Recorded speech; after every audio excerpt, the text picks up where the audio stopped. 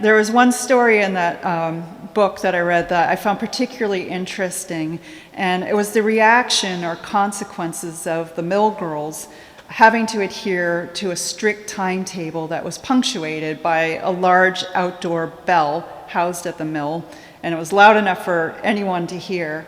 And this aspect of their lives became an inspiration for one of the animations you'll see tonight, but it was also one of the first instances where people had to adhere to a really strict timetable, and they weren't used to that, and it actually was kind of stressing them out.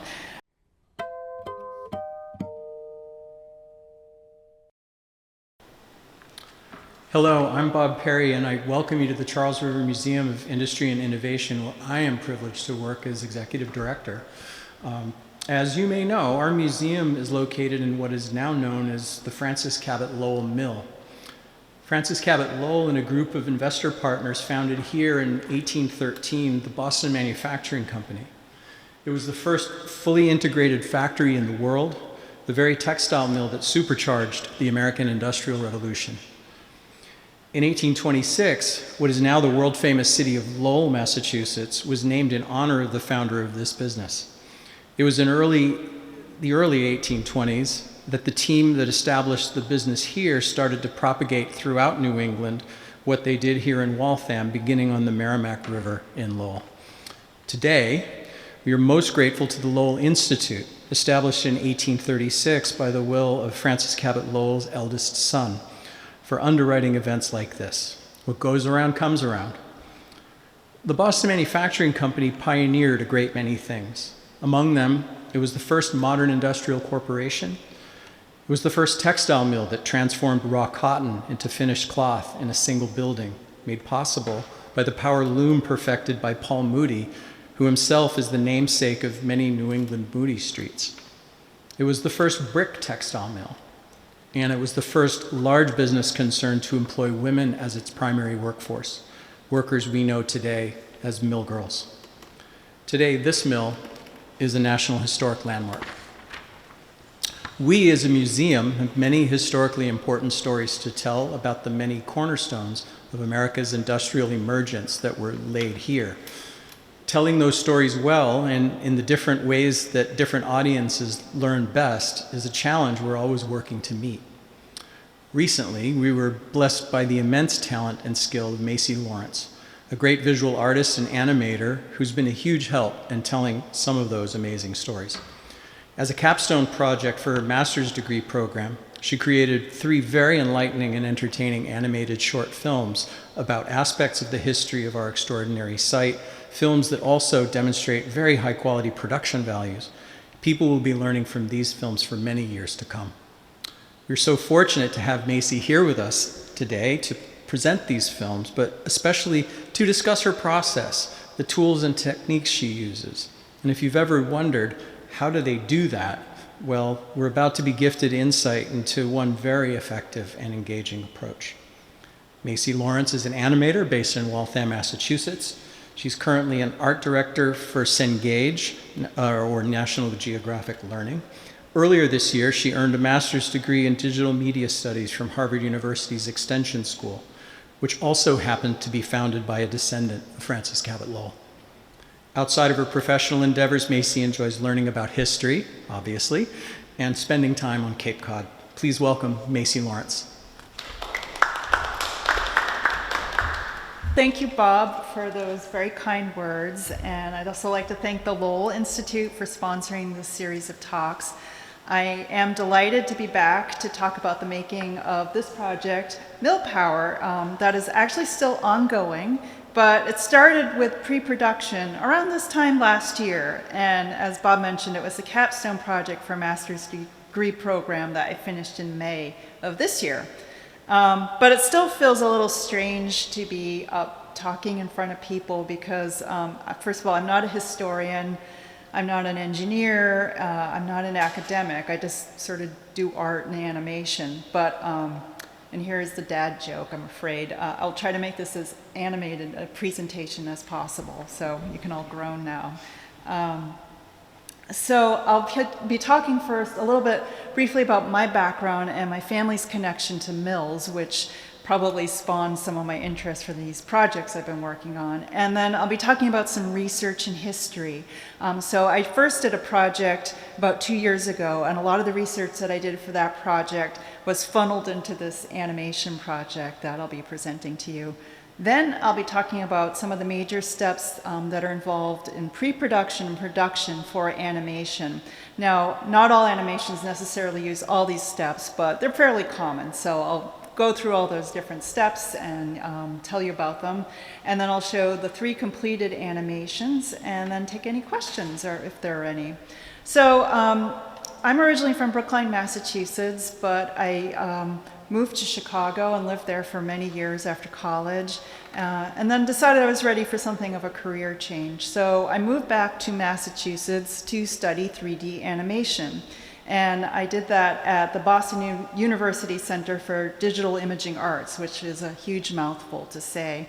But it was just up the street on Moody Street, actually.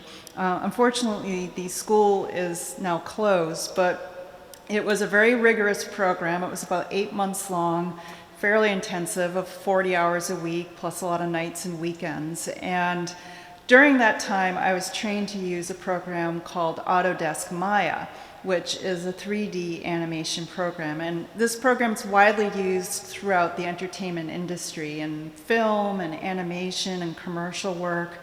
So I learned the basics of the program. It's a vast program, and you're not going to learn everything in 8 months. But I certainly was grounded enough that once I finished the program, a short while afterwards, got hired by a green energy startup in Newton, Massachusetts. And from there, I went on to work at Lego as a 3D illustrator for about 7 years. And I mostly did illustrations for Lego magazine. So that was a lot of fun. And currently, I'm an art director, as Bob mentioned, for National Geographic Learning, which is partnered with Cengage Group, which is a higher ed publishing company with offices in Boston and the United States and around the world. So this is a photo of the Arlington Mill in Lawrence, Massachusetts. And I guess you could say that my path in life is due in part to my family working in mills. So my mother's family came to America from Italy around the turn of the 20th century. And the first 2 generations on that side of the family worked in the garment and shoe industries in the mills in North Massachusetts, in Haverhill and Lawrence. So my grandparents worked in these mills. They worked very hard, and thanks to the mills, were able to buy a house and send off both their daughters to Boston University, which is where I eventually ended up going as well. And I was told that my great-grandfather actually participated in the now famous Bread and Roses strike. I don't have any photo evidence of that claim, but that's what I was told. For those of you who are unfamiliar with this particular strike, it took place in 1912 and lasted for over 2 months and involved many of the mill workers and mills throughout Lawrence, Massachusetts. And the reason that this strike took place was that the state of Massachusetts had recently decreased the work week from 56 hours to 54 hours for women and children. So this was a time when children were still in the workforce. And the management of the mills, in turn, decreased the weekly pay by 2 hours. So you can imagine, if you are a large family and you've got a couple of your kids working in the mill and a wife and a sister working in the mill, and they're all making 2 hours less pay a week, that's quite a financial hit, and it was causing a lot of financial distress. And so in turn, a strike was called. And ultimately, because of the strike, they did receive wage increases, and those wage increases also trickled out to other mills in Massachusetts as well. But it was a highly contentious and at times violent strike. And as you can see on the picture on the right, the Massachusetts National Guard was actually called out for the strike to guard and protect the mills, and they're pointing their bayonets at the strikers there. But my grandmother actually worked for what was the Southwick Suit Factory, which made very fine men's suits, most notably for Brooks Brothers. And my grandfather made shoes, mostly penny loafers. And I had a great uncle who made shoes for the children's footwear brand Stride Right. And so I didn't grow up wearing cool athletic shoes. I wore these kind of sturdy lace-up shoes and buckle shoes, but they were very well made, and it was great to get the factory discount, and it was always really exciting to open up a new pair of Mary Janes when I was a kid, so that's a nice memory from that time. My connection with the museum actually started about 2 years ago when I took a class in instructional design.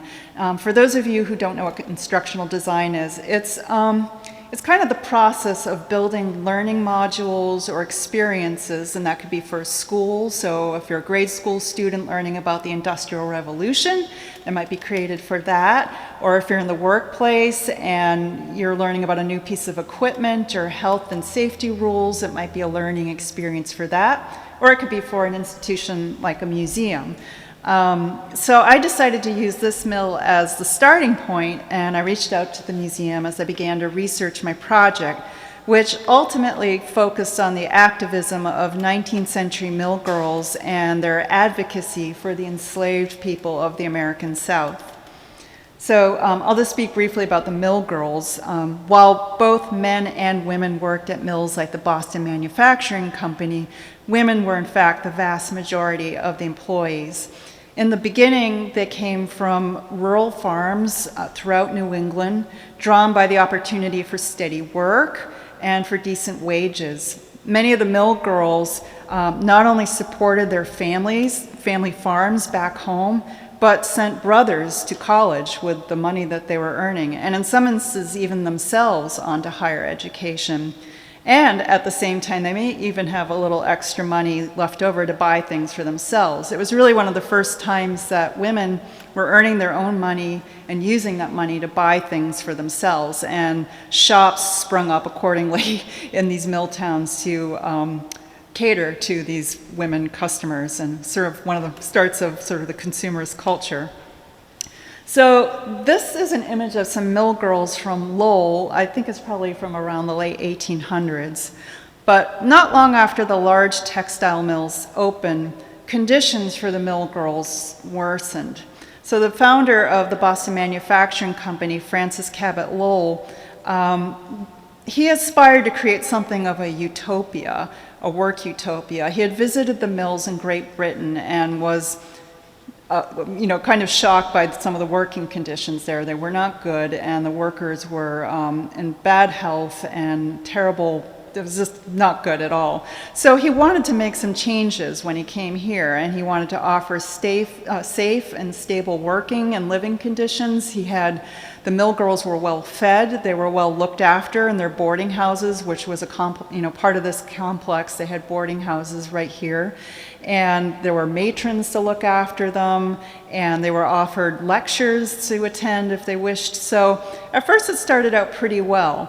Unfortunately, Francis Cabot Lowell died at a very early age, and by the time the mills had moved to Lowell and expanded to a larger size, at that point things started to decline. The mill girls were manning these large machines, looms and spinning machines, and at first it might be maybe one woman to a machine, but as time went by, they were having them manage several machines at once. So these mill girls were having to run from machine to machine and reload the thread, so these machines would never stop running. The health conditions were not great. The windows were constantly shut in these mills, even in the summertime, because the humidity level had to be maintained so the threads would not snap on the looms if the air got too dry. And of course, there was a slew of different types of respiratory issues that they were facing. So understandably, at some point, the mill girls decided it would be best to strike to advocate for themselves. I read that this mill held a strike in 1821. And then there were some strikes in Lowell in the mid-1830s. And unfortunately, they were unsuccessful strikes, but in another sense, they were successful because it sort of marked the beginning of the American labor movement. Another way that the mill girls advocated for themselves was by creating their own magazine. This is a cover from the Lowell Offering. And one of the particular focuses of their writing was the injustices of slavery. Day in and day out, they were handling cotton collected by slave labor, and they were deeply disturbed by this. So the Mill Girls became vocal in their efforts to promote the abolitionist movement. They wrote poems and songs and articles of protest and held fundraising talks and rallies. At the same time, the escaped enslaved people, those who were lucky enough to escape, wrote firsthand accounts of the horrors they endured, and that allowed their voices and their experiences to finally be heard and helped add momentum to the abolitionist movement. So while the Mill Girls and the enslaved people were hundreds of miles apart, they were connected by both the raw materials that they were handling and the need to call attention to the injustices they were suffering, and they both did this through their writing. So as I was researching this project, I collected a slew of websites and papers, and a lot of that research went into the animation project that followed. But I did want to call out one book in particular, which was called The Bells of New England by William Moran. And there was one story in that book that I read that I found particularly interesting, and it was the reaction or consequences of the Mill Girls having to adhere to a strict timetable that was punctuated by a large outdoor bell housed at the mill, and it was loud enough for anyone to hear. And this aspect of their lives became an inspiration for one of the animations you'll see tonight, but it was also one of the first instances where people had to adhere to a really strict timetable, and they weren't used to that, and it actually was kind of stressing them out. So here's a picture actually of a timetable of the bell schedule for Mills and Lowell from 1851. And it's a little difficult to see, but the timetable shifted throughout the year depending on how much daylight there was, because of course there was no electricity at this time. So in the winter, in January, the first bell of the morning to wake up was at 5 a.m. And then in the summertime, it shifted to a little bit earlier, to 4:30 in the morning. But there were 3 bells in the morning before work started, and then there were bells to alert them for breakfast and for lunch, and then for quitting time as well. So a lot of bells. But as I was researching this project, I actually got really excited because I came across a letter that had been for sale on an online auction house. And it contains a first-person worker account describing their disdain for the mill bell, I believe from this mill, from the Boston Manufacturing Company. So the letter was written on May 16th in 1844 in Waltham, so 170 years ago. And it was written by a husband and wife named Harriet and Lemuel Hodgkins. And I believe it was addressed to Harriet's sister, whose name was Abigail Parker, and she lived in Lowell and I believe worked at one of the mills there. So I'll read a few passages that Lemuel wrote to his sister-in-law that reference the bell and also some of his health concerns. I've pulled quotes from the letter that you'll see, and there are some punctuation errors, but those are Lemuel's, so I left those alone. Well, Abby, how do you do? Hope you are well. Are you not almost sick of a factory life? If so, why do you not get married? Perhaps you will say a single life is best, but enough of such trash. For my own part, I can say I was never more weary of a factory than at present, and was I able, I would take my family and go off into the bush out of the sound of the old bell. And I hope the time is yet to come when I shall have a chance to dig in the earth. I think I should be willing to live on potatoes if I could only get out of the mill and go into the bush, but I must wait a while until I can see a way of escape. It is true that I can get a living easier in a factory than out of doors, but this is not the thing. You know, I have worked shut up in a cotton factory many years in a very dusty place, so that I cannot work an hour without my mouth and nose being tied up. So it's kind of interesting. You can kind of get a little glimpse of what people were thinking back then, or at least Lemuel was thinking. So I actually found this book called Vital Records of Waltham, and actually Lemuel and Harriet are listed in this book, and they had 2 children named George and Sarah, and there were some other kind of neat things I found. On the left, you'll see the population of Waltham, and in 1810, before the mill opened, there were 1,014 people living in this town, But then by 1820, 6 years after the mill opened, there were 1,677. So it's over a 60% increase in people once the mill opened. Also, just another neat thing, I found a listing for Paul Moody. His daughter was born on December 31st in 1815. And also just a little sign of the times back then.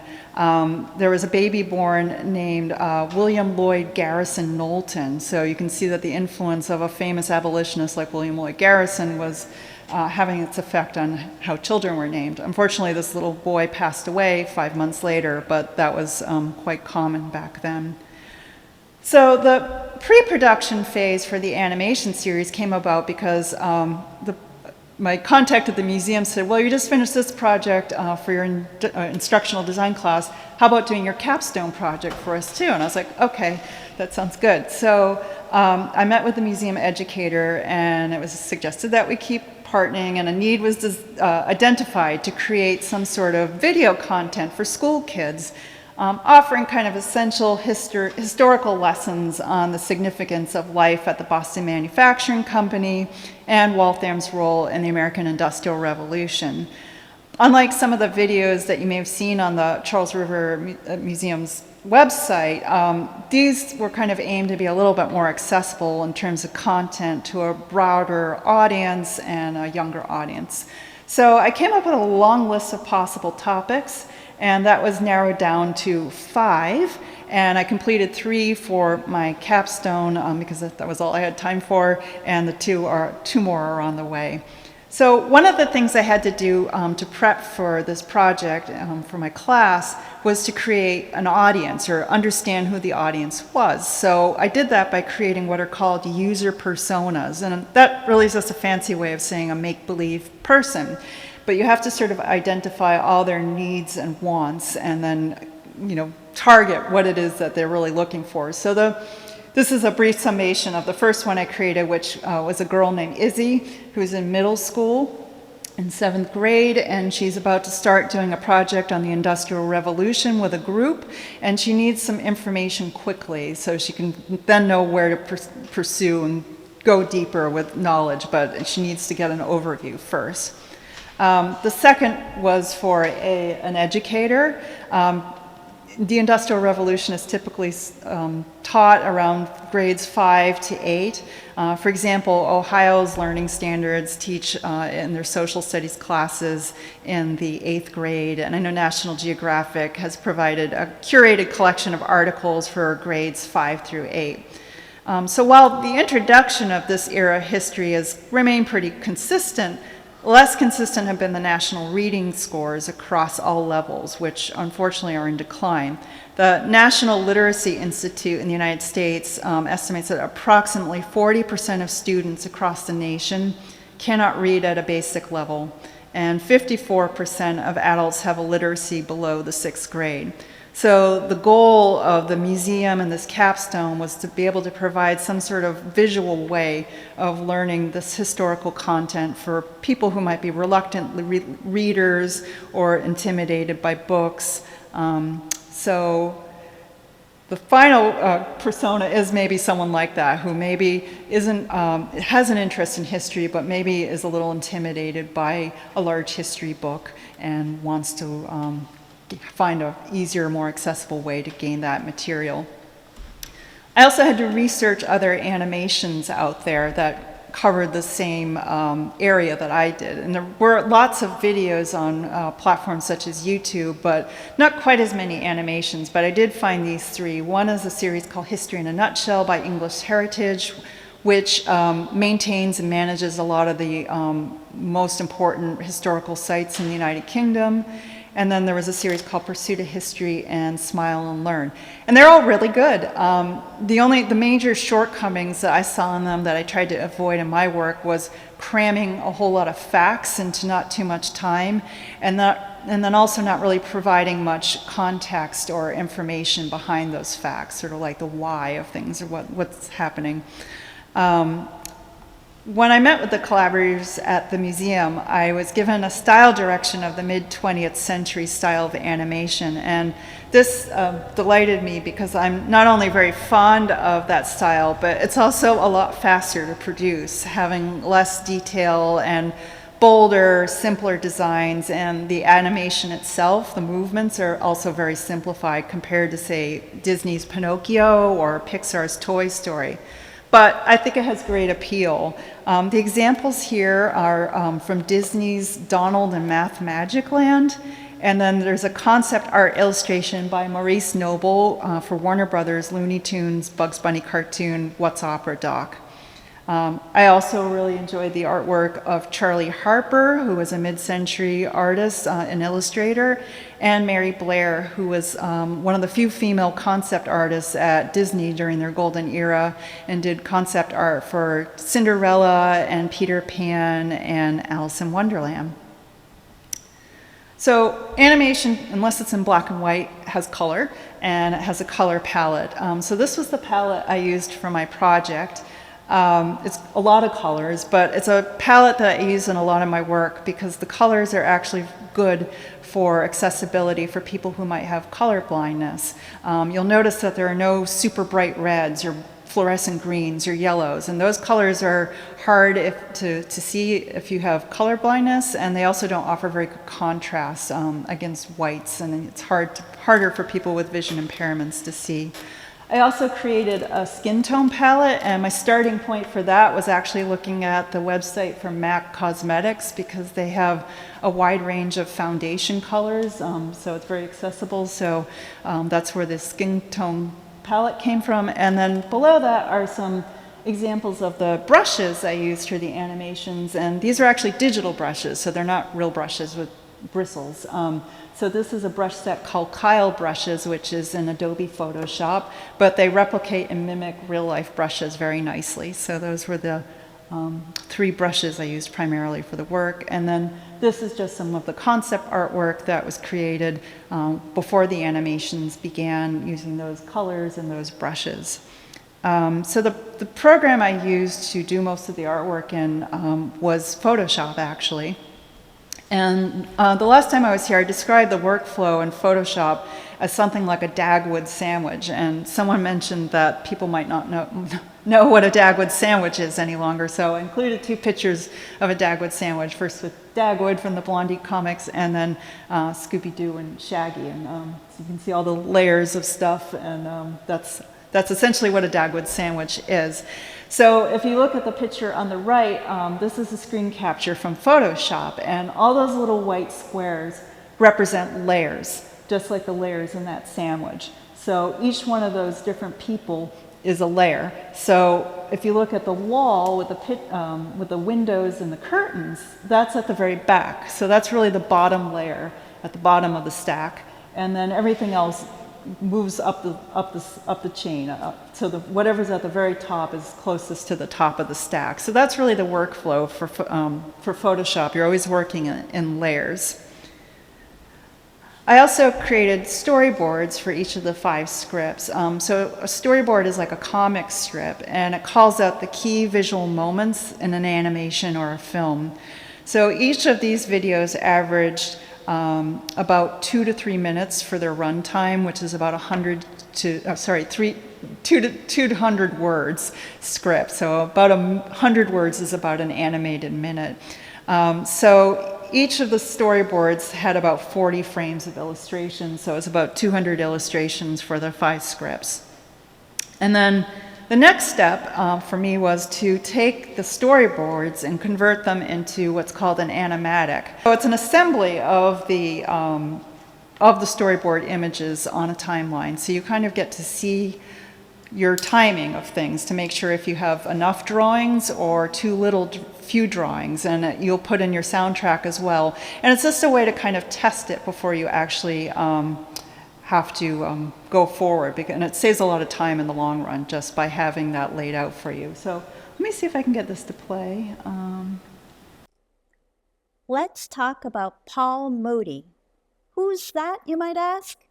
He's one of the genius inventors of the Industrial Revolution, that's who. Paul's curiosity about mechanical things led him to build amazing machines that changed the world. First, let's get some background information. Paul was born in Newbury, Massachusetts in 1779. Paul's time at school ended early, and by the time he was 16, he was already working as a weaver using a hand-powered loom. He spent a lot of time working with looms and weaving, and really got to know the machines he worked with. His curiosity about how things work got him excited to start creating inventions of his own. With his weaving know-how, plus his mechanical skills, he eventually became a co-owner of a textile mill of his own. Meanwhile, a man named Francis Cabot Lowell traveled from Boston to England. And no, we don't know what he looked like. We only have this silhouette of his head to go by. Okay, so the next step is to set up your character for animation. So this was the narrator character for the shorts. I was calling her Millie, but the Lowell Mills National Park Service seems to have created a live-action video documentary about a day in the life of a mill girl called Millie. So they were first, and I didn't want to plagiarize, so at present she has no official name. But I broke this drawing into pieces, and where there are points of articulation, or joints, so that might be at the shoulders or the elbows or the wrists, those parts are rotated by setting a pivot point, and then they're animated in much the same way as an Indonesian shadow puppet, as you see on the right, would be articulated. So where you see those little pins in the elbow, that's where the bend is occurring. And there are many ways of setting up a character for animation, so there isn't one right way to do it, but this was just the best and easiest way for me, given the amount of time I had to create it. So the next step is the lip sync. So this character speaks, and the illustrations, I created illustrations for different mouth shapes. So there are certain sounds that are very common when we speak, like la or ba or da. So you make a mouth shape illustration for each of those different sounds. And then these illustrations are brought into a program called Adobe Character Animator. And if you follow a very special naming convention for each of those mouth shapes, Character Animator knows to match that picture with the correct sound on your audio track that you bring in, and then it sort of just does it for you. So it's great. So I will, I'll see if this will play, but I have, yep, I guess you can see that there. You can see the little mouth moving from the audio track. And then this. Let's talk about the Waltham Low system. Okay, so that was the first test with the lip sync and some body motion. So I did the actual body motion in a program called Adobe After Effects. So when you're animating, you want to think of your character maybe as like a puppet. And of course, puppets don't move on their own. You need to control them either with strings or with your hand. So in animation, there are two important features that you need to understand when you're going through this process. And the first is the timeline, which is kind of like a passage through time, but it's also like the stage of your puppet show. And then the keyframes, which are the points at which we decide how and where our puppets move. So this is a close-up in the pink box of the timeline.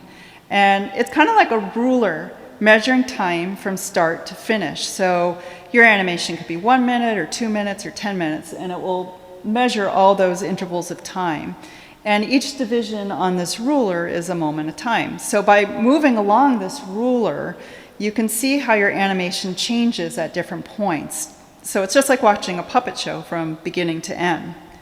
And then there's keyframes, and the keyframes inside that pink box are the little white X's. And they are like the instructions that you give your puppet at specific moments. So say you wanted to make your puppet raise its hand at the 5-second mark and then lower it after, at the 10-second mark. You would place a keyframe at these points on the timeline. And these keyframes tell the puppet exactly what to do and when to do it. So in After Effects, when we place a keyframe, we're basically just saying, at this point in time, make this change. And if you want to move an object from one side of the screen to the other, you place a keyframe at the start and at the other at the end. And then the software then kind of fills in that movement between those points, creating a smooth animation. I also, in addition to 2D animation, incorporated some 3D animation into my program. And there was a specific reason I did this.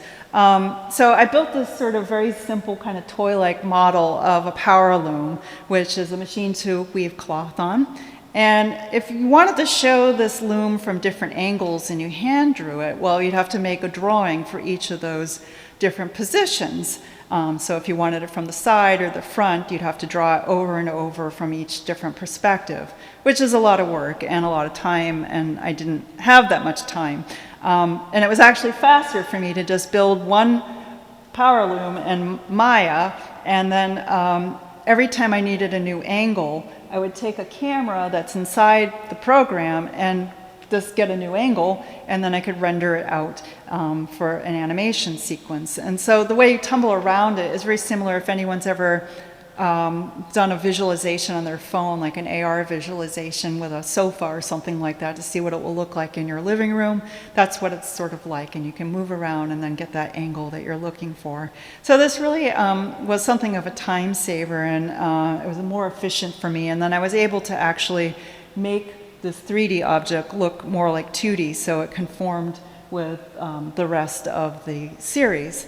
And then this is a screen capture from Adobe Premiere, which is primarily an editing program, but I use it for most of my post-production steps, which is doing the sound mix and doing color correction and then adding captions. I gave the museum a series of the animations with closed captions for people that might have hearing impairment or just prefer to have the captions on screen.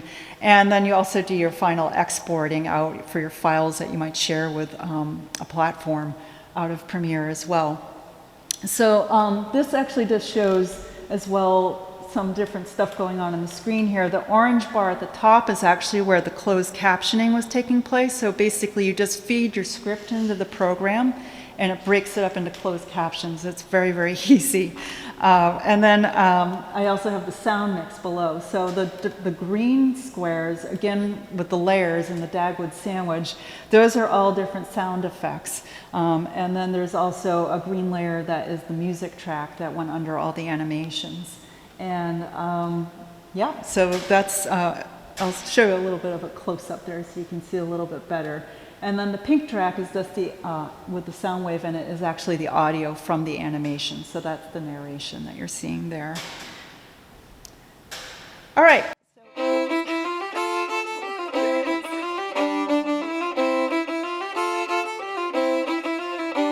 Let's talk about the Waltham Lowell system. So what on earth is that? Let's break it down. Well, Waltham and Lowell are cities in Massachusetts. Waltham is where the Boston Manufacturing Company was located. And a system is a set of things that work together. Okay, great. But what is the Waltham Lowell system, and what has it got to do with making cloth? You see, before the Waltham Lowell system came along, cloth would have its thread spun in one factory and woven in another. But here at the Boston Manufacturing Company, the steps of making cloth, cleaning the raw cotton, spinning the threads, and weaving all happened in these buildings. That's what's called being fully integrated, which is having most or all of the things you need to produce something in one place. So why is that important? Well, for a start, it was easy to keep track of production, repairs, and schedules if everything was in one place. Remember, this was a time before we had phones and computers. You couldn't just call or email to find out why your thread shipment was late for delivery. Instead, you might have to write a letter, and you might not get a response for days or weeks. The Waltham Lowell system was also scalable. Scalable means you can take something and make it bigger. The Waltham system was later used at the mills in Lowell, Massachusetts, on a much, much larger scale. Instead of one mill like here in Waltham, by 1840, Lowell had 32 mills.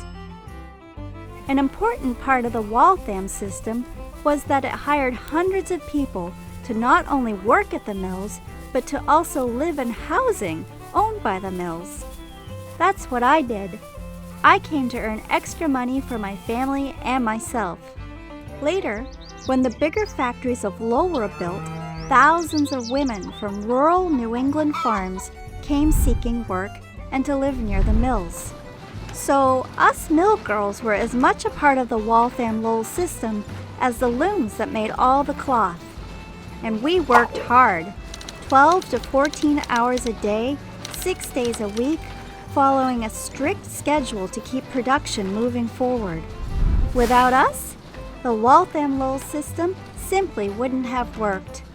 Today, the parts and workers used to make things come from all over the world. But in the 19th century, the Waltham-Lowell system changed the way we worked. I was a part of that piece of history, and it started right here in Waltham.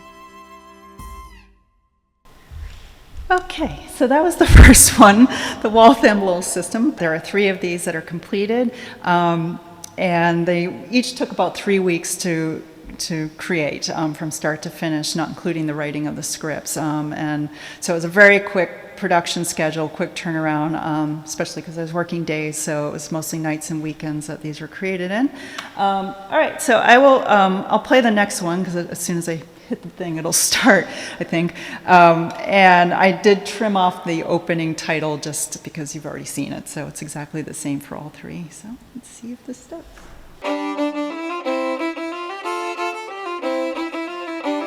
Let's talk about the incredible world of early Millpower, where water rules.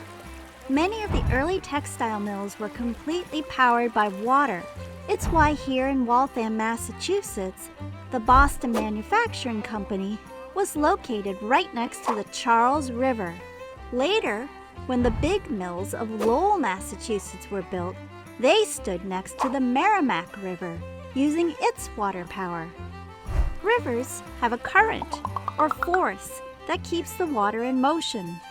Here in Waltham, the Charles River has a natural drop in height of about 10 feet. A dam was built at this spot to control the water flow, so there would always be enough power to the mill's water wheel.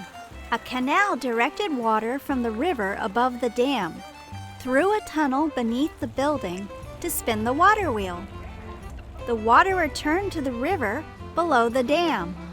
As the water wheel spun, it rotated a big shaft, turning a bunch of gears that then turned pulleys, which spun leather belts, supplying power to all the machines. Every spindle spinning thread, every loom weaving cloth was all powered by water. Before water power, people used to spin thread and weave by hand. Now, thanks to water power, spindles spun dozens of spools of thread at once and moved those threads across looms at incredible speeds. This meant more cloth was made, and it became less expensive for people to buy, allowing them to have more clothes and household items to make life a little more comfortable. Today, when you look at the buildings of the Boston Manufacturing Company and notice its giant smokestack, you might assume that the mill was always powered by big, fiery furnaces to make steam power. And that was true later. But in the early days, it was water power that brought this mill to life. Okay, and then the final one is about the bell that we heard about earlier. So.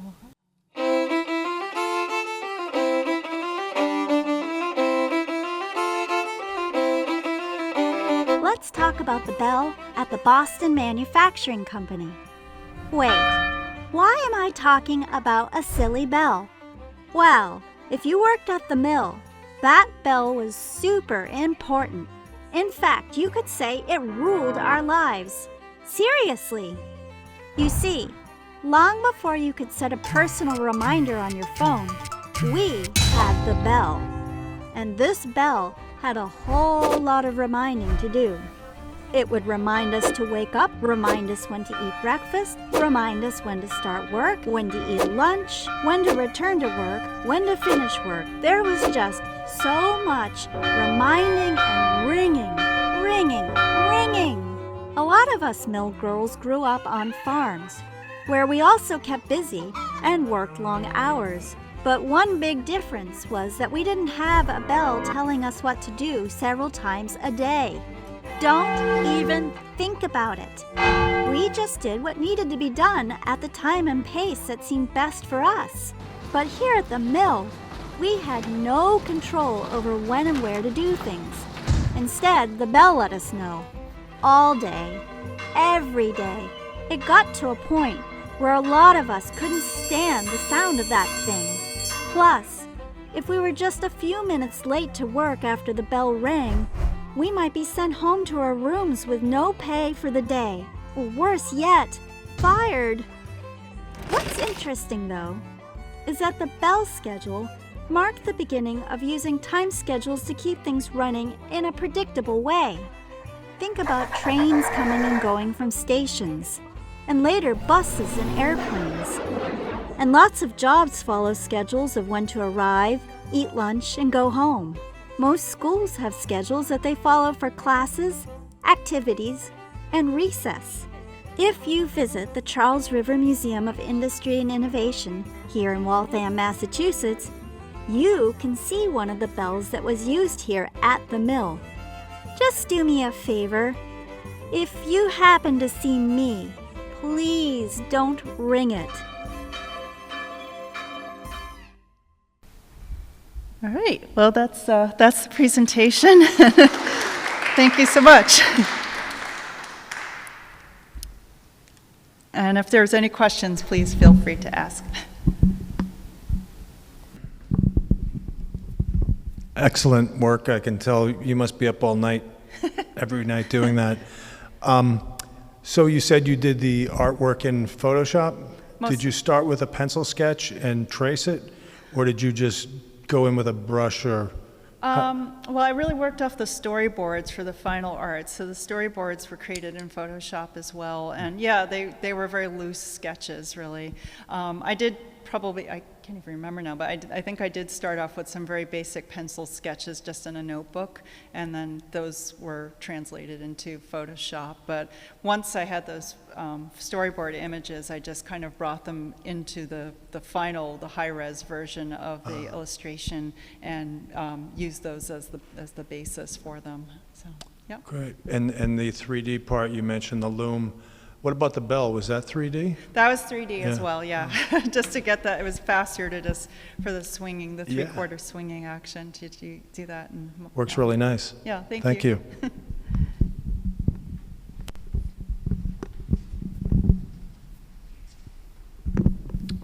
Hi, thank you so much for sharing the history and the background of you doing the animation. I have two questions. The first one is, how do you use storytelling to enhance the appeal of anime?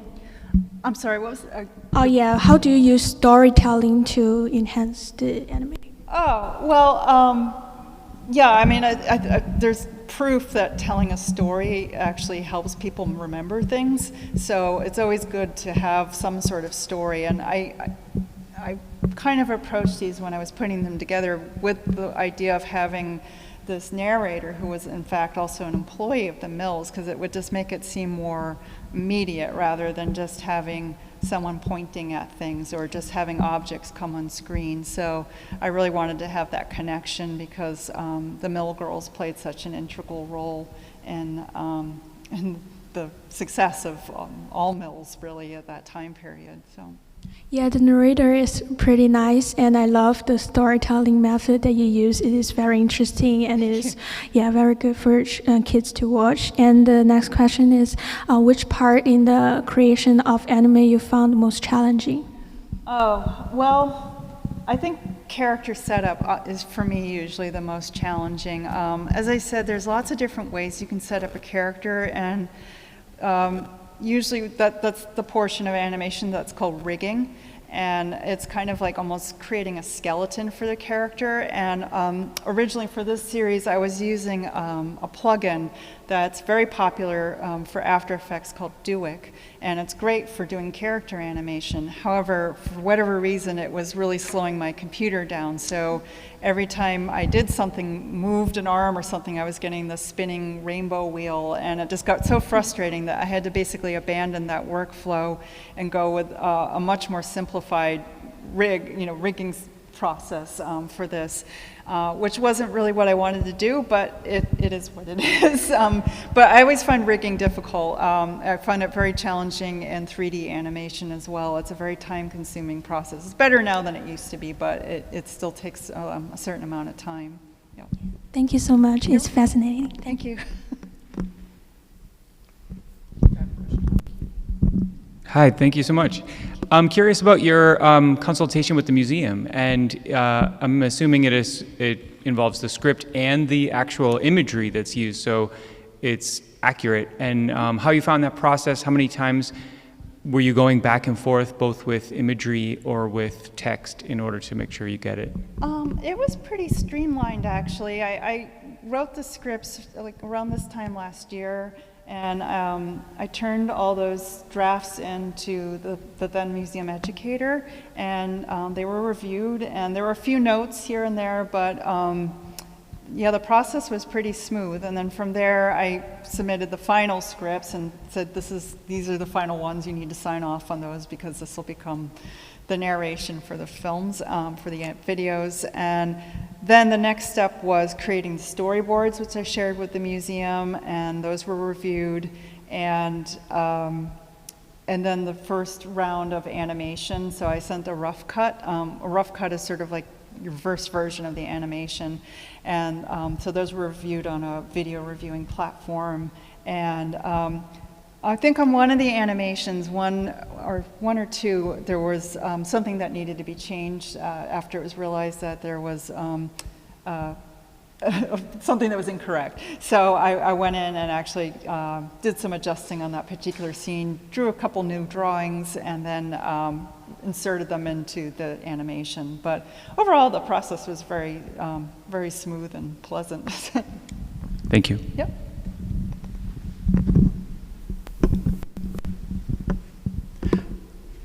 I'm fascinated by the volume of work, the depth and breadth of it, and that one person could do all of it. Because it's hard to be good at everything, but you seem to have a pretty high level of skill in all of those layers, from the research to the writing, to the art, to the editing of sound and light, and all of it. And do you always work alone? No, not always, but frequently. I'm trying to think of, in my day job, I've done some collaboration, and I've done a few other side projects where there's been collaboration. I do like working alone. I mean, it is kind of rewarding to see the whole process, but as you say, it is a lot of steps and it is a lot of work. So, you know, if you can find someone that you can collaborate well with, it's always good to have that extra help. So I wouldn't say that I exclusively want to work alone. It's just that sometimes it's a question of availability and time, and also shared vision and shared work ethic and those types of things. So if you can find the right person, it's always it's a joy, and it will make the work much easier and faster. So it just really depends on finding the right people to work with. Well, I'm very impressed that you've been able to achieve a really high quality final product with all of the requirements embodied in you. I mean, that's really good job. Thanks very much.